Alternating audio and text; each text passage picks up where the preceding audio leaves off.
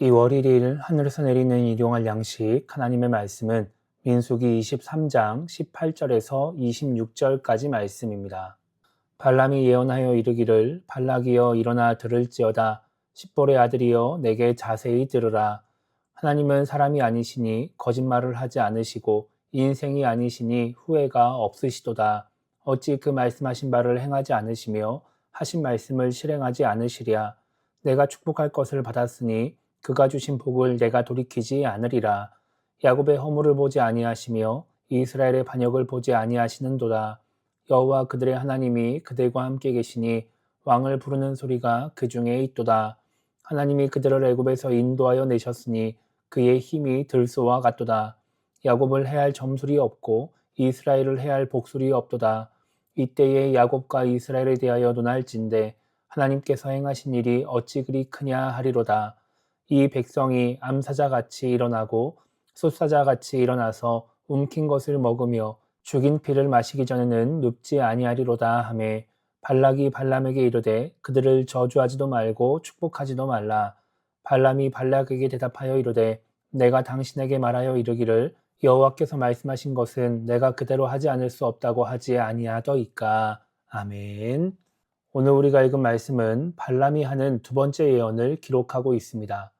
이스라엘을 축복하는 첫 번째 예언을 들은 발락은 발람을 데리고 비스가 꼭대기로 갑니다. 그리고 그곳에서도 7개의 제단을 쌓고 각 제단에 숫송아지와 순양을 제사하죠. 그러자 발람이 하나님을 만나러 가고 하나님은 발람에게 말씀을 주십니다. 19절을 보면 발람은 하나님은 거짓말을 하지 않으시고 말씀하신 대로 행하시는 분이라고 말합니다. 21절에서는 하나님께서 야곱의 허물을 보지 않고 이스라엘의 반역을 보지 않으시며 하나님이 그들과 함께 하신다고 말을 합니다. 그리고 하나님이 그들을 애굽에서 인도해 내셨기 때문에 이스라엘의 힘이 들소와 같다 이렇게 말을 하죠. 23절에서는 이스라엘 자손들을 해칠 점술과 복술이 없다고 말하고 24절에서는 이스라엘 자손들이 암사자와 숫사자같이 일어나서 적을 쓰러뜨리기 전에는 눕지 않는다고 말을 합니다. 하나님이 이스라엘 자손들을 어떻게 생각하시는지, 그래서 이스라엘 자손들이 어떤 유익을 누리게 될지 예언을 하는 것입니다. 그러자 발락은 그들을 저주하지도 말고 축복하지도 말라고 말합니다. 저주하라고 불렀더니 축복만 하고 있으니까 화가 난 것이죠. 오늘 말씀을 통해 우리가 알 수 있는 것은 하나님의 백성에 대한 하나님의 마음입니다. 21절은 하나님이 야곱의 허물을 보지 않으시고 이스라엘의 반역을 보지 않으신다고 말씀합니다.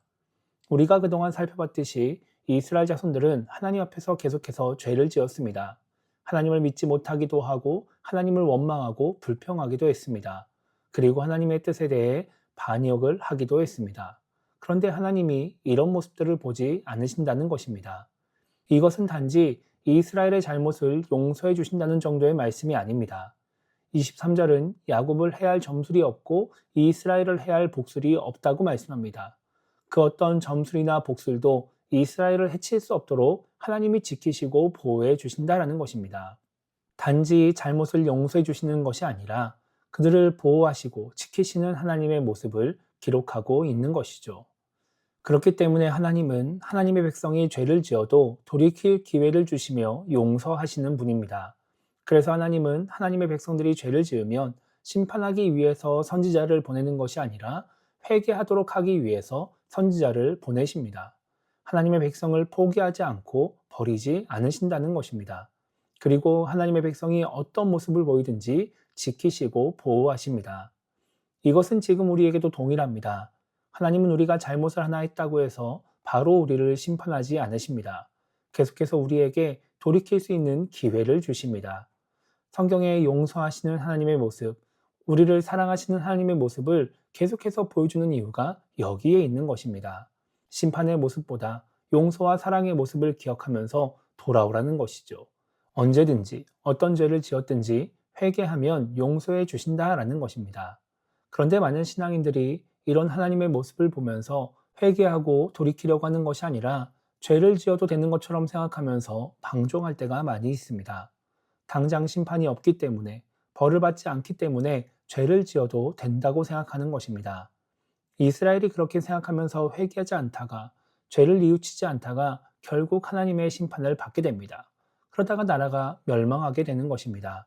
그렇기 때문에 우리는 이런 말씀을 통해서 우리를 향한 하나님의 마음을 생각하며 하나님의 의도대로 죄를 회개하려고 죄에서 돌이키려고 애를 써야 합니다. 그래야 하나님의 은혜를 누리는 신앙인이 될 수 있는 것입니다. 그래서 오늘 하루를 시작하며 우리가 이렇게 기도했으면 좋겠습니다.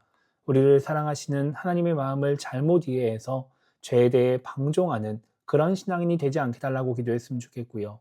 나를 사랑하시는 하나님, 용서하고 싶어 하시는 하나님을 생각하며 죄에서 돌이키는 그런 신앙인이 되게 달라고 기도하며 오늘 하루를 시작했으면 좋겠습니다. 그렇게 우리를 향한 하나님의 마음을 잘 헤아림으로써 하나님의 뜻대로 행하는 우리 모두가 되기를 주님의 이름으로 축복합니다.